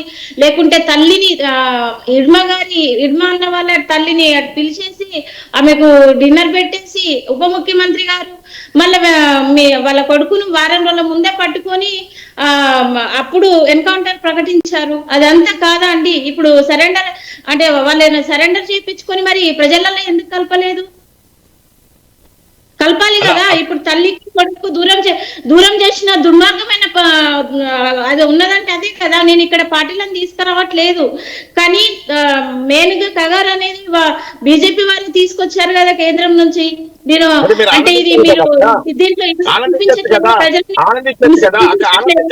ఆపరేషన్ కగార్ అనేది మీలో ఒక మార్పు రావాలని మీలాంటి వాళ్ళు ఇంకా ఇంపార్టెంట్ మార్పు అనుకుంటే వాళ్ళ డిమాండ్లు ఏంటి, వాళ్ళ ప్రాబ్లమ్స్ ఏంటివి, ప్రజలకు కావలసిన మౌలిక సదుపాయాలు ఏంటి, పేదరికం ఎందుకు ఇంకా పేదరికంలో ఉంది, మహిళలపై అత్యాచారాలు ఎందుకు జరుగుతున్నాయి, వాటిని కదా వాళ్ళ ప్రభుత్వం. మీకన్నా వయసులో పెద్దవాడినో చిన్నవాడిని నాకు తెలియదు, ఎందుకంటే అక్క నేను పిలుస్తున్నాను, మీరు తప్పుగా అనుకోకండి. ఈ రోజున ఎంతమంది మారి ఈ రోజున ప్రజా జీవితంలో ఉన్నారని చెప్పి మీరు ఇందాక పెద్దల రామ్మోహన్ గారు ఎంత చక్కగా వివరించారు. అదే విధంగా ఎంతమంది మేము చూస్తున్నాం అక్క, సాక్షాత్తు మేము చూస్తున్నాం. ఈ రోజున జనజీవన స్రవంతిలో కలిసినటువంటి వాళ్ళకి వాళ్ళ యొక్క ఆలోచనలు మాతో షేర్ చేసుకుంటారు, వాళ్ళ యొక్క పనితీరు మాతో షేర్ చేసుకుంటారు, వాళ్ళ యొక్క కష్టాన్ని కూడా చెప్పుకుంటూ వచ్చారు. వాళ్ళలో ప్రజలకు అవగాహన కల్పిస్తున్నారు. వాళ్ళు నిజమైనటువంటి రాజకీయ వ్యవస్థ ఎలా ఉండాలో అని చెప్పేసి వాళ్ళు కూడా రాజకీయ వ్యవస్థలోకి వచ్చి రాజకీయ నాయకులు కూడా చైతన్యపరుస్తున్నారు. వాళ్ళు ఈ రోజున మీరు అనుకున్న విధంగా లేదక్క. ఇప్పుడు ఈ రోజున ఎంతమందిని, కొన్ని వందల వేల మందిని మీరు పోలీసులను చంపుకుని, పోలీసులు మిమ్మల్ని చంపుకుని ఈ యొక్క రాజకీయ వ్యవస్థలో ఎవరు బలైపోతున్నారు? అమాయకులు బలైపోతున్నారు. ఇందాక పెద్దలు రామ్మోహన్ గారు మాట అన్నారు, ఎంత చక్కగా చెప్పారు. నిజంగా మిమ్మల్ని ప్రలోభ పెట్టేవాళ్ళు, నిజంగా మిమ్మల్ని ఈ విధంగా తోసిపుచ్చేవాళ్ళు, వాళ్ళ కొడుకులు వాళ్ళందరూ కూడా ఇతర దేశాల్లో చదువుకుంటున్నారు, వాళ్ళు ఉన్నతంగా సొసైటీల్లో తిరుగుతున్నారు, నిజంగా ఉన్నతమైనటువంటి వ్యవస్థలు వాళ్ళు ఉంటున్నారు, ఉన్నతమైనటువంటి విధానాల్లో వాళ్ళు ఉంటున్నారు. కానీ అమాయకులైనటువంటి ప్రజల్ని వాళ్ళు రెచ్చగొట్టి, అమాయకులైనటువంటి వాళ్ళని మభ్యపెట్టి, వాళ్ళ యొక్క మౌనిస్టు దానిలో పెట్టి వాళ్ళ యొక్క హింసాత్మక క్రీడని వాళ్ళు ఆనందిస్తున్నారు. అది తెలుసుకోలేకపోతున్నారు చాలా మంది. ఈ రోజున ఎంత చక్కగా రాజకీయ వ్యవస్థ, పార్టీ గురించి నేను మాట్లాడాను. నేను కూడా ఒక సామాన్య మనిషిగా, ఒక మధ్యవర్తి విధానంలో ఉండేటువంటి వ్యక్తిగా నేను మాట్లాడుతున్న వ్యవస్థ. ఈ రోజు నాకు కూడా చిన్నప్పటి నుంచి ఈ యొక్క భావజాలం, చిన్నప్పటి నుంచి చైతన్యం, రాజకీయ వ్యవస్థ మీద నాకు కూడా నేను చదువుకున్నటువంటి వ్యవస్థ నాకు ఉంది కాబట్టి నేను చెప్తున్నా. ఈ రోజున ఒకప్పుడు వ్యవస్థ వేరు, ఇప్పుడు వ్యవస్థ వేరక్క. ఎంతో మంది నిజంగా ఈ యొక్క అప్పుడున్నటువంటి పరిస్థితుల్లో ప్రాణత్యాగాలు చేసినటువంటి వాళ్ళకి నిజమైనటువంటి నివాళులు అర్పించాలంటే మీలాంటి మీరు ఉన్నారు, మీరు జనజీవనంలో కలిసారక్క. మీరు చక్కగా ఒక ఉన్నతమైన స్థానాల్లో ఉండి మరి కొంతమందిని మీరు ఉన్నతమైన స్త్రీల స్థానాల్లో మీరు ఎందుకు తీసుకురాలేకపోతున్నారు? ఇందాక రామ్మోహన్ గారు చెప్పినట్టు సీతక్క, ఆవిడ ఈ రోజున ఎంత చక్కగా ఆవిడ పనిచేస్తున్నారు. ఆవిడ ఎటువంటి విధానాల్లో ఈ రోజున ఎంత మంది ఆవిడ చైతన్యం తీసుకొచ్చారు, ఎంత మంది మహిళలకి ఆవిడ ఒక అభ్యుదయంగా ఆవిడ ఉన్నారు. సో మీలాంటి వాళ్ళు నిజంగా మార్పు కావాలి అంటే ఆయుధాలు పట్టుకుని కాదక్క, మీ యొక్క భావజాలాన్ని, మీ యొక్క ఏదైతే ఉందో ఆ విధానాన్ని, రాజకీయ వ్యవస్థ మారాల, రాజకీయ పునరావ్యవస్థ జరగాల, నిజమైనటువంటి న్యాయం జరగాల. అది కేవలం ఆయుధాలతో కాదక్క. నేను అంటుంది అదే, ఎవరన్నా సరే కూడా ఆయుధాలతో కాదు. రండి మీలో అక్క, నేను చూస్తున్నాను ఈ రోజున మన అరకు పాడేరులో వాళ్ళ యొక్క చదువుకున్న చదువు ఎంత ఉన్నతంగా ఉందంటే, ఒక్కొక్కళ్ళు వాళ్ళు చేసేటువంటి వ్యవస్థ, వాళ్ళ యొక్క పనితీరు, వాళ్ళు అందులోంచి బయటకు వచ్చిన వాళ్ళు నిజంగా వాళ్ళు ఇంత చక్కగా ఉంటారా? వాళ్ళ యొక్క తెలివితేటలు, వాళ్ళ యొక్క శారీరక దృఢత, ప్రతి దాంట్లో కూడా నిజమైనటువంటి వ్యవస్థ మీలాంటి వాళ్ళ వల్లే అవుతుందక్క. దానికి ఆయుధంతో పని కాదు. నిజంగా మనం మార్పు కావాలంటే ఆయుధంతో కాదక్క. ఒక మాట 10 మందిని మారుస్తుంది అంటారు, ఒక వ్యవస్థను మారుతుంది అంటారు, ఒక మాట వల్ల రాజకీయ పునరావర్తన అవుతుంది అంటారు. ఈ రోజున మీలాంటి వాళ్ళ వల్లే ఒకప్పుడు పరిపాలన వేరేగా ఉంది, ఇప్పుడున్నటువంటి పరిపాలన వేరే విధంగా ఉంది. ఇప్పుడు మీరు ఇంత చక్కగా బయటకు వచ్చి జనజీవన స్రవంతిలో ఉన్నారు.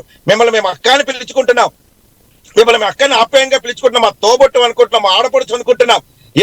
ఇదే దాంట్లో మీరు ఎన్ని రకాలుగా మీరు ముందుకు తీసుకురావాలి? మీలాంటి మహిళలు ఎంతమంది మీరు అభ్యుదయానికి తీసుకురాగలరు? సో ఇది ఆయుధంతోనే పని అవుతుంది అంటే అది చాలా మనం కోల్పోతాం అక్క. చాలా వ్యవస్థ చాలా కోల్పోతుంది దానివల్ల. ఓకే, సమయం చాలా తక్కువ ఉందండి. స్వరూప గారు, మిమ్మల్ని అడగొచ్చలేదు, అసలు మావోయిజం పట్ల మీరు ఎందుకు ఆకర్షితులయ్యారు? మళ్ళీ మీరు జనజన స్రవంతిలో ఎందుకు వచ్చారు? షార్ట్ కట్లో చెప్తారా?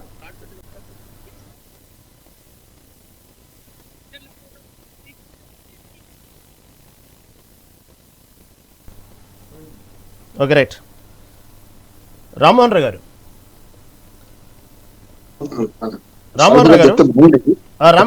ఓకే, రామ్మోహన్ రావు గారు, ఏదైతే ఆపరేషన్ కగార్ సంబంధించి మాట్లాడుకుంటే వాస్తవంగా అంత మూలాలు లేకుండా తుడిచిపెట్టేటువంటి పరిస్థితులు ఉన్నాయంటారా? జరుగుద్ది అంటారా అది వాస్తవ పరిస్థితుల్లో మాట్లాడుకుంటే?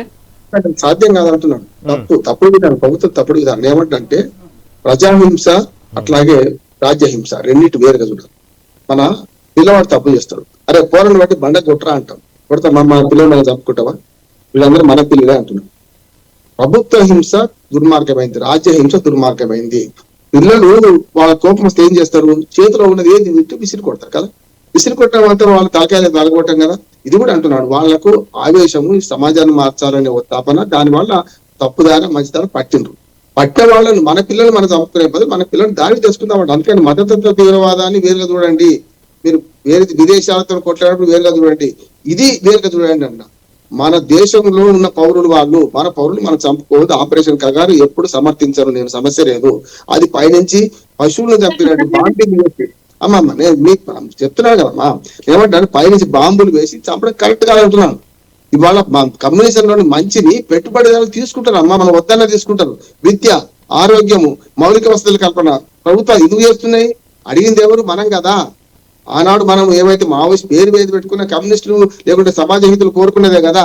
ఇవాళ వేరు పార్టీలో ఉండొచ్చు, వారు ఇప్పుడు బీజేపీ కావచ్చు, మీరు ఇంకో పార్టీ కావచ్చు. నేను ఏమంటానంటే ఈ కమ్యూనిజంలో మంచిని ఎప్పుడో దోచేసుకునే ఈ ప్రభుత్వాలు, ఇది మన అన్ని పార్టీలు దేశం ప్రపంచవ్యాప్తంగా అంటున్నాం. అందులో ఏదైతే తుపాకీ కొట్టడం ద్వారా రాజ్యాధికారం అనేది సాధ్యం కాదు. స్టేట్ అంటే రాజ్యం ముందు మీరు గెలవలేరని ఆవేదన, అంతే తప్ప అది కరెక్ట్ ఎప్పుడు కాదు. వ్యక్తిని చంపడం అనేది ఎన్నో మార్గం కాదంటున్నాడు. వ్యక్తిని చంపితే ఇంకోటి పుడతారండి. ఇప్పుడు వాళ్ళని కూడా అదే అంటున్నాను. ఆపరేషన్ కగారు ద్వారా మిమ్మల్ని ఎంతమంది చంపినా కొత్తోళ్ళు పుడుతూనే ఉంటారండి. సమాజం ఇట్లున్నదో పుడతారంటున్నాను. కానీ సమాజం మార్పు కావన్నా మౌలికంగా, లేకపోతే అదే కావన్నా మనం స్ట్రీట్ ఫైట్ చేద్దామా, స్టేట్ ఫైట్ చేద్దామా? ఇప్పుడు మీరు చేసేది ఏమిటంటే అడవుల్లో ఫైటింగ్ వల్ల లాభం లేదంటే. ఇంకోటి ఏంటంటే మనకు మద్దతు పూర్తిగా పోయిన తర్వాత, ఇప్పుడు గతంలో మనకు అడవుల్లో ఉన్నప్పుడు కూడా ప్రజలు మద్దతు ఉండేనా మా చాలా. నేను 50 ఏళ్ళ నుంచి నేను రక్షణిజం భారతంలో జర్నలిజం చేసినామని, పెద్ద పెద్ద నాయకులతో ఇంటర్వ్యూ చేసినామని. నేనేమంటానంటే తప్పుడు మార్గం మీరు పోకుంటూ ఇంకోటి కూడా తప్పుడు మార్గం పోతారు కదా అంటున్నాను. రాజ్య హింస తప్పే, ప్రైవేట్. రామ్మోహన్ గారు ప్లీజ్ స్వరూప గారు దాని మాట్లాడి ట్రై చేస్తున్నారు, సమయం చాలా తక్కువ ఉంది. స్వరూప గారు నేను బండారి గారిని ఇంకా సార్ పేరు తెలియదు, వారిద్దరిని నేను గౌరవిస్తున్నా. నాకంటే పెద్దవారు, విశ్లేషకులు, నేను వారిని గౌరవిస్తున్నా. వారు 2 మాటలు మాట్లాడారు. నేను తుపాకీ ద్వారానే రాజ్యాన్ని అంటే ఈ సమాజాన్ని తీసుకురాగలం, లేకుంటే ఇది అని నేనేం చెప్పట్లేదు. నేనేమంటున్నా, సరెండర్ అవ్వద్దు, జనజీవన స్రవంతిలో రావద్దు, మేము వచ్చినాం కదా, మేము సుఖంగా ఉన్నాం చాలు అని కూడా నేను అనడం లేదు. ఏంటిదంటే నేనేమంటున్నా అంటే ఈ గన్ను పెట్టడానికి గల కారణాలు సరే ఇప్పుడు మన పెద్దవాళ్ళు కూడా చెప్పారు, దాన్ని నిర్మూలించండి, దాన్ని ఆ భావోద్వేగాన్ని ఏదైతే ఉందో దాన్ని చంపేయండి. కానీ మావోయిస్టులని ఈ కగారు పేరుతోని చంపేయడం అనేది, రక్త పేరులు రోజు పొద్దున లేస్తే ఆదివాసులను భయభ్రాంతులను చేయడం, లేకుంటే ఇది నేను కరెక్ట్ కాదంటున్నా. ప్లస్ ఇంకోటి ఏమన్నారు, సీతక్క అని మాట్లాడారు. సీతక్క గురించి మీరు గౌరవంగా చెప్పారు, నేను దాన్ని కాదనట్లేదు. ఎక్కడ ఉంది ఈ రోజు ములుగుల, ఇప్పుడు మేడారంలో ఒక చిన్న బాలిక మీద మొన్న గ్యాంగ్ రేపు జరిగిందండి. దానికి ఎట్లా అంటే అప్పుడు ఏమైంది, ఒకప్పుడు ఏమైంది అంటే ఇలాంటి వాటి ఇవి పోవాలి. మనకు ధైర్యం ఉన్నప్పటికీ మనకు తుపాకీ ద్వారానే మనం మనము కనీసం ఇది స్టాప్ చేయొచ్చు అనే ఒక వైఖరి, ఒక సిద్ధాంతంతో దాంట్లో వెళ్ళడం జరిగింది తప్ప అది అంటే ఇక్కడ అన్ని అంటే ఈ ప్రభుత్వాలు ఏదైతే ఉన్నాయో, ఈ యంత్రాంగాలు ఏదైతే ఉన్నాయో అవన్నీ కూడా నాకైతే ఎక్కడ కూడా మహిళల మీద జరిగే అత్యాచారాలని ఎక్కడ కూడా స్టాప్ చేసినట్టు అనిపించలేదండి. ఇప్పుడు నేను అన్న వాళ్ళను నేను గౌరవిస్తా, కానీ ఇలాంటి ఇప్పుడు నేను మాట్లాడుతుంటే మీరు కూడా దాన్ని కూడా మీరు ఇది కరెక్ట్ కాదు అనే విధానం ఏదైతే ఉంది, ఇంకా కూడా ఇది నాకేం అర్థం కావట్లేదండి. ఇప్పుడు నేను మాట్లాడితే నేను కరెక్టే అని అనడం లేదు, కానీ చంపడం ఈ ప్రజలని అంటే ప్రజలకు ఏం మెసేజ్ ఇస్తున్నారు? గవర్నమెంట్ వద్దంటున్నారు, మనకు నినాదం ఇచ్చింది, వాళ్ళ మీద దాడులు చేపిస్తున్నది గవర్నమెంటే కదా అండి, స్టేట్ గవర్నమెంటే కదా. మరి వారిని అనకుండా ఇప్పుడు కాంగ్రెస్ చేసింది, నేను వాళ్ళను నేను ఇదంటలేను. కాంగ్రెస్ చాలా అరాచకాలు చేసిండ్రు, వాళ్ళ హయాంలో చాలా నక్సలైట్లను చంపేసిండ్రు, మట్టు పెట్టిండ్రు, వాళ్ళని అన్ని రకాలుగా వాళ్ళని ఇబ్బందులు చేసిండ్రు, హింసించిండ్రు. దాన్ని నేను సపోర్ట్ చేయట్లేదు. కానీ ద్వంద్వ వైఖరి ఏదైతే ఉందో, ఈ పిరికి అంటే మావోయిస్టులకు ఒక పిలుపునిచ్చి కనీసం వెసులుబాటు లేకుండా వారిని తల్లికి బిడ్డకు ఎడబాపే విధానం, అంటే చంపే అది ఎక్కడుంది? వాళ్ళ ఆదివాసీ హక్కులను కాళ్ళ రాసినట్టే కదా. వాళ్ళ కాళ్ళ కింద కోట్ల ఖనిజ సంపద ఉంది కాబట్టి అది ప్రైవేట్ కంపెనీలకు కట్టబెట్టడానికి కదా ఇదంతా చేసేది. మరి దేనికోసం అంటారు మీరు చెప్పండి, దేనికోసం అంటారు? నేను అడగడం తప్పు నన్ను మీరు క్షమించచ్చు, నేను చిన్నదాన్ని, మిమ్మల్ని అడుగుతున్నా. మరి దేనికోసం ఈ హింసవాదం దేనికోసం అండి? పేదరికాన్ని హరికట్టండి, మహిళల మీద అత్యాచారాలు హరికట్టండి, చిన్న పిల్లల మీద అత్యాచారాలు జరుగుతున్నాయి అవి హరికట్టండి, విద్యా వైద్యం ఉచితం చేయండి. ఇవన్నీ చేసినప్పుడు మరి ఇంకా తుపాకీతో అవసరమే ఉంది? తుపాకీ పట్టాల్సిన అవసరం ఆలోచన ఎందుకు వస్తుంది? పేదరికం నుంచి, ఒక అణచివేత ధోరణి నుంచి, ఒక పెత్తందారి తనం నుంచే కదా ఈ పోరాటాలు అనేవి పుట్టినాయి, ఇంకా మారినాయి అంటున్నారు. నేను మావోయిస్టు నుంచి వచ్చిన నాకు అప్పుడు లేనిపోయిన మాటలు చెప్పి బయటికి వచ్చేంతసేపు, బయటకు వచ్చినాక మరి మా బ్రతుకులేవి? మాకు కనీసం చెప్పొద్దు. నేను అంటే అదంతా మభ్యపెట్టి నేను మావోయిస్టులను అందరినీ చనిపోండి అని కూడా నేను అనట్లేదు. కానీ వాళ్ళకు టైం ఇచ్చి కనీసం వెసులుబాటు లేకుండా వాళ్ళు సరెండర్ అయ్యి వాళ్ళ జనజీవన స్రవంతిలో కలిసే అంత టైం కూడా ఇవ్వకుంటే ఎట్లా మరి? వాళ్ళతోని ఇప్పుడు మెయిన్ అందరినీ క్యాడర్ని అంతా చంపేసి వాళ్ళు క్యాడర్ ఉన్నప్పుడు మరి వాళ్ళ బాధలు ఏంటి, వాళ్ళ కండిషన్స్ ఏంటి, వాళ్ళ ఆలోచన విధానం ఏంటిది, అవన్నీ మీరు తీసుకొని ఒక చర్చను జరిపించాల్సి ఉండే కదా, శాంత చర్చలు జరిపించాల్సిన ఉండే కదా. మరి స్వరూప గారు సమయం అయిపోతుంది. చివరిగా ఒక ప్రశ్న, ప్రస్తుత రాజకీయ పరిస్థితుల గురించి, దీంతో మావులతోనే సమస్య పరిష్కారం దొరికే విధంగా పాట రూపంలో వినాలనుకుంటున్నాం, అవకాశం ఉంటే ఒక పాట రూపంలో తెలియజేయండి. తప్పకుండా. పాట కంటే ముందు ఇద్దరు పెద్దలకు మాత్రం నేను ధన్యవాదాలు చెప్తున్నా. ఎందుకంటే ప్రశ్నించాలి కదా, నేను అదే చేస్తున్నా. మీరు పెద్దవారు, నేను గౌరవిస్తా.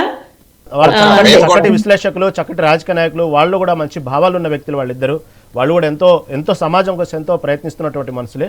ఎవరు కాకపోతే భావజాలం వేరమ్మా, మీరు పాడండి.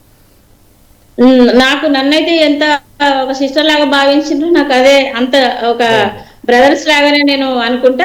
అంతకంటే ముందు మేధావులు, చాలా గొప్ప ఆలోచన, ఇంత దూరం వచ్చిండ్రు. వాళ్ళతో నా డిబేట్ అనేది చాలా నాకు సంతోషంగా ఉంది. ఇలాంటి టైం ఇంకా రావాలని కోరుతూ చిన్న పాట. రైట్, పండు. శాంతి చర్చలంటున్నా చలనం లేని పాలకులు, చంపుటే తమ లక్ష్యమంటూ సాగిస్తున్నారు కాల్పులు, బుద్ధిజీవులంతా ఉద్యమిస్తున్నా ఆపమంటున్నారు కాగారు, మధ్య భారతాన్ని సిద్ధం చేసే అరాచకపు దాడులు, సామాన్య పదల దుఃఖం తీరదు, కర్రె గుట్టల మీద కదా ఏమి జరుగుతుందో, ఆ ఎర్ర పొద్దెందుకు విలవిలలాడుతుందో, ఉద్యోగ బాధ్యతల్లో పోలీసులు, ఉద్యమ బాటల మావోలు, ఎవ్వరికెవ్వరు శత్రువులు, ఎందుకు మీ మధ్య కాల్పులు, ఎందుకు మీ మధ్య కాల్పులు, ఈ మట్టిలోనే పుట్టినోళ్ళు ఈ దేశ పౌరులే మీ ఇద్దరు, ఏ చేతి నుండి తూట పేలిన కారేది పేదల కడుపులు, కాలేది పేదల కడుపులు, అడ్డరేసేటుని ఆలి ముండవు ఆగమైపోతున్నారా బిడ్డలు, కర్రె గుట్టల మీద కదా ఏమి జరుగుతుందో, ఆ ఎర్ర పొద్దెందుకు విలవిలలాడుతుందో. చాలా చక్కగా పాడారమ్మా, చాలా చక్కగా పాడారు. Right right right. Okay Rammohan గారు, చివరిగా సమయం చాలా తక్కువ ఉంది. ఈ ఆపరేషన్ కగార్ అనేది ప్రధానంగా చాలా మంది విమర్శిస్తున్నమాట, ఎవరైతే కార్పొరేట్ కంపెనీల కోసం కట్టబెట్టడం కోసమే అక్కడ ఉన్నటువంటి అడవుల్లో ఉన్నటువంటి ఏదైతే మావోల్ని తుడిచిపెట్టేటువంటి కార్యక్రమం ఇది తప్ప దీంట్లో ఎటువంటి సదుద్దేశం లేదు అనేటువంటి ఒక వార్త కూడా బయటకు వస్తూ ఉందండి. దీని గురించి చాలా షార్ట్ కూడా, సమయం చాలా తక్కువ ఉంది. చివరిగా అడవిని దోచుకోవడం కోసం చేస్తున్న మాట కరెక్ట్. ఇవాళ వాళ్ళకు బీజేపీ రూపంలో ఉండు, వీళ్ళందరినీ ఆడిస్తున్న చెయ్యి వేరే ఉంది కదా అంటున్నాను. కార్పొరేట్ శక్తులు ఆడిస్తే కాంగ్రెస్ నైనా బీజేపీనైనా, అందుకని నేను పూర్తిగా అది ఖండిస్తున్నాను. సమస్య లేదు. ఆ అటవీ సంపదను దోచుకునే ప్రయత్నం జరిగినప్పుడు అందరం వ్యతిరేకించాల్సిన సమస్య లేదు అంటున్నాను నేను. అందుకని సోదరి మన స్వరూపకు అభినందన తెలియజేస్తున్నాం. జనజీవన సాధన కష్టానికి కూడా కొన్ని కష్టాలు అనుభవించాల్సి వస్తుంది. అక్కడ కష్టాలు అక్కడ, ఇక్కడ కష్టాలు ఇక్కడే ఉన్నాయి. కానీ ఏమంటారు, అంతిమంగా మనము రాజ్యాధికారం కోసం ప్రయత్నం చేసే క్రమంలో ప్రజాస్వామ్యంలో ఉన్నాం కనుక ప్రజాస్వామిక పద్ధతి ద్వారా పోదాం. అంతకు మించిపోవడానికి కూడా వీలేదమ్మా. ఈ సమాజంలో ఆపరేషన్ కగార్ వ్యతిరేకిస్తున్నా, రాజ్య హింసను పూర్తిగా వ్యతిరేకిస్తున్నాను. చివరిగా ఒక నిమిషం అవకాశం ఉంది. ఫణీందర్ గారు ఏం చెప్పండి. ఏదైతే ఈ రోజున జరుగుతుందో ఆపరేషన్ కగార్ అనేది అది అందరి సమ్మతంతో ప్రజలను అభ్యుదయంగా వచ్చే విధంగా ఏవైతే మనం అనుకుంటున్నామో వాళ్ళల్లో మార్పు వచ్చే విధంగా, వాళ్ళల్లో చైతన్యాన్ని బయటికి తీసుకొచ్చే విధంగా, వాళ్ళల్లో ఉన్నటువంటి నైపుణ్యాన్ని బయటికి తీసుకొచ్చే విధంగా, అడవి బిడ్డలని అడవి తల్లుల్ని అందరినీ కూడా సమాన విధంగా ఎవరు ఎక్కువ తక్కువ కాదు, ఆధిపత్యం లేదు అని చెప్పేసి కుల వ్యవస్థ ధోరణిని తుడిచిపెట్టే విధంగా అందరూ కలిసికట్టుగా ఉండేటువంటి వ్యవస్థగా మేము భావిస్తున్నాం. 100% వాళ్ళ యొక్క నైపుణ్యాభివృద్ధి, వాళ్ళ యొక్క చైతన్యాభివృద్ధి, వాళ్ళ యొక్క విధి విధానాల యొక్క ఏవైతే ఉన్నాయో ఇంత చక్కగా అక్క పడినటువంటి ముఖ్యంగా ధన్యవాదాలు.